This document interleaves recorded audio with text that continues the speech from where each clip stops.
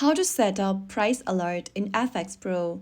Hi everyone, welcome back to Trading for Beginners. If you are looking for ways to stay updated with market moves while trading on FxPro, here's how you can easily set up a price alert. Launch Open FxPro app on your device, or you may also go visit the website and sign into your account with your details. Once you're logged into the home page, go ahead and tap on the trade option at the bottom center. Now choose the currency pair you'd like to. Open up the chart or enable price alert for. In the chart page, go to the upper right corner and tap on the clock icon. Now, you can create a price alert. In the target buy price option that you see on the page, go ahead and enter a target price. Now, go to the bottom and then add a comment if you want. Once you are done, click on Create Price Alert and your price alert is created. Now you'll be notified when the price hits the exact price that you've just entered. So that's how you easily create a price alert in FxPro. If you found the video helpful, don't forget to like, share, and subscribe to our channel.